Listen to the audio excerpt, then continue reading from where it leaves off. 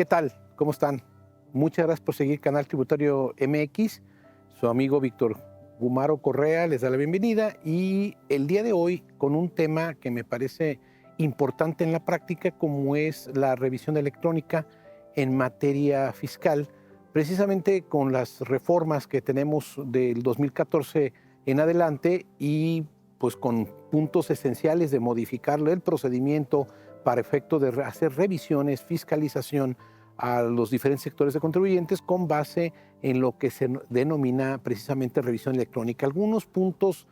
prácticos y reflexiones acerca de ese tipo de revisión que me parece a mí importante por el tema de la facilidad con la cual, pues a través de los algoritmos, a través de ciertos mecanismos que la autoridad tiene ya en su base de datos institucional para efecto de determinar pues, hechos relevantes de omisión en el pago de contribuciones, es decir, a partir de su propio sistema de pagos y declaraciones, a través del propio sistema que se tiene para la emisión y sobre todo de la emisión del sello digital, como lo es los comprobantes fiscales digitales por Internet, pues la autoridad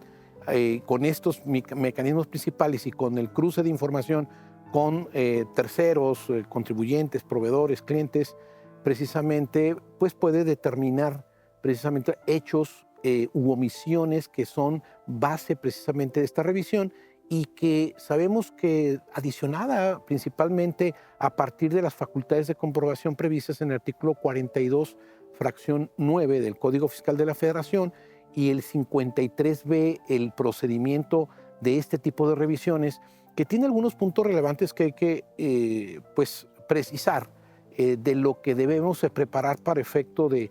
poder atender este tipo de revisión, en la cual pues específicamente no es tan invasiva como una visita domiciliaria o tampoco es tan, a lo mejor tan general como una revisión de gabinete a cierto tipo de profundidad que pueda tener a renglón específico o de manera general, como se tiene en una revisión también de tipo de revisión de gabinete, que es en las propias oficinas de las autoridades fiscales. Entonces, aprovechando precisamente la tecnología, los avances, yo diría todo lo que es la inteligencia artificial también, que le permite a la administración tributaria tener información relevante de los contribuyentes respecto al cumplimiento de obligaciones fiscales. Es decir, cuenta con una base de datos del Registro Federal de Contribuyentes, donde tiene categorizados a los 63 millones aproximadamente de contribuyentes que tiene de base de datos entre personas físicas,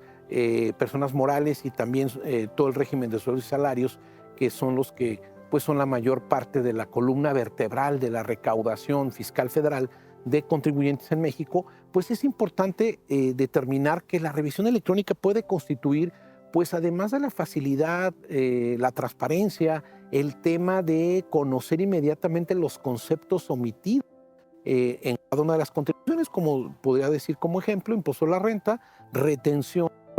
retenciones a personas físicas profesionistas o a terceros que requieran precisamente un tema de retención y de entero de contribuciones, pues en este aspecto la autoridad puede ir revisando de manera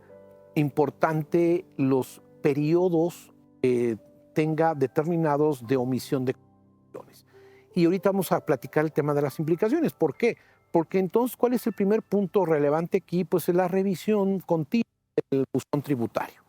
Es uno de los mecanismos de comunicación más importantes, donde vamos a entrar precisamente a la carpeta esta de actos administrativos, donde va a contener precisamente dos tipos de oficios en los cuales en una revisión electrónica son muy importantes, como sería el tema de la resolución provisional y del oficio de preliquidación, donde la autoridad ya en este ejercicio detectó precisamente el hecho omitido, detectó en el incumplimiento de las obligaciones, cuantifica y determina precisamente cuáles serían los alcances de la contribución, el monto, la cuantía, y hace el cálculo de recargos, etcétera, de todos los aspectos más importantes que van a determinarle al contribuyente de manera inmediata con la propia apertura de su buzón tributario, donde va a encontrar precisamente este documento que le va a proponer una preliquidación. Y obviamente también a partir de que una resolución provisional en la cual también le va a otorgar el derecho a que pueda desvirtuar, en su caso, en caso de no estar de acuerdo con los conceptos, renglones,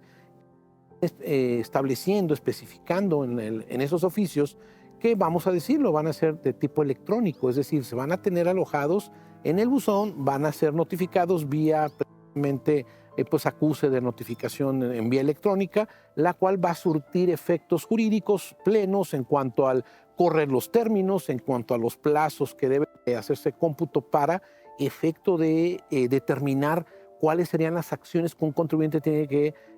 realizar a efecto de, pues de ya sea irse a un tema de defensa y desvirtuar estas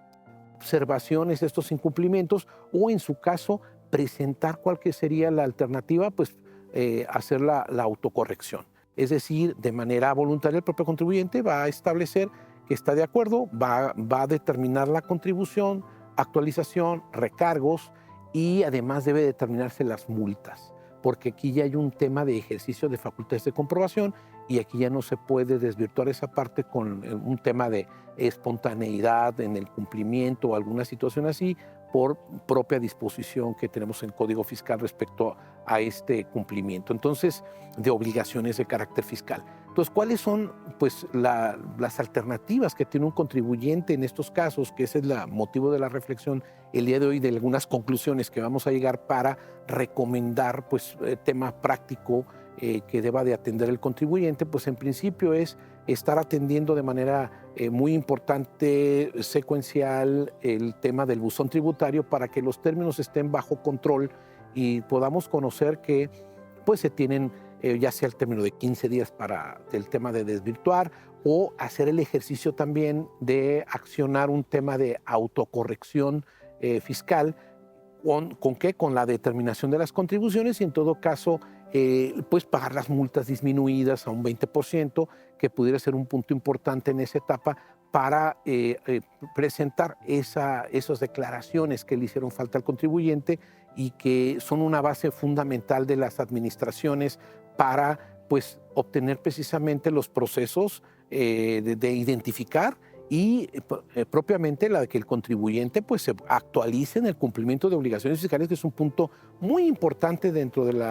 desarrollo del trabajo que realiza la administración tributaria. Por eso la importancia y las reflexiones y las recomendaciones serían pues, atender este tipo de revisiones. Hay que saber que puede hacerse un derecho de autocorrección para efecto de corregir y pagar multas disminuidas, o también accionar si en su caso ha sido un contribuyente cumplido en ejercicios anteriores, ha presentado todas sus declaraciones, tiene un nivel de cumplimiento importante para solicitar una reducción del 100% en cuando pues existe en reglas misceláneas la opción de presentar precisamente pues este escrito libre en donde podemos solicitar la reducción de multas hasta el 100% y siempre y cuando sea autorizada también por la autoridad tributaria en este uso de facultades de comprobación previstas, dijimos, en el artículo 42 del Código y el 53B, que de alguna manera vamos a tener hasta que se emite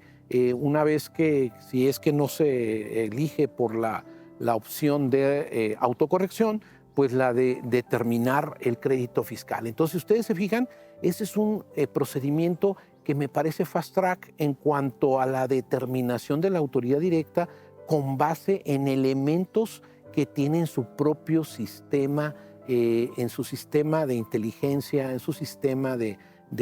tecnología, de tecnologías de información, que es muy importante y de la cual parte para determinar precisamente las contribuciones y hacer una determinación rapidísima, que sería el primer acto con el que le va a entregar al contribuyente. Por eso sabemos que en ese tipo de procedimientos no es igual que una visita domiciliaria o una revisión de gabinete o una revisión de dictamen, en la cual hasta el final conocemos la resolución definitiva que determina un crédito fiscal. Aquí desde el inicio, a través de la propuesta del oficio de preliquidación y de la resolución esta que decía provisional, que son dos oficios que de alguna manera el 53B ya lo previene en sus diferentes primer párrafo y las fracciones siguientes.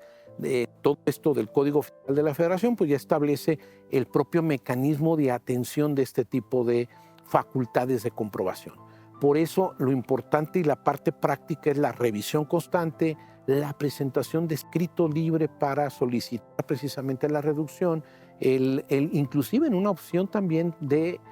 hacer una solicitud de pago en parcialidades, recuérdenlo, siempre y cuando sean contribuciones propias. No se puede sobre impuestos indirectos y retenciones, es decir, impuestos que no pertenecen a la propia bolsa de la responsabilidad fiscal de un contribuyente, no podemos solicitarlo. Entonces es importante que tomen nota en estos aspectos para que puedan atender mejor a sus clientes,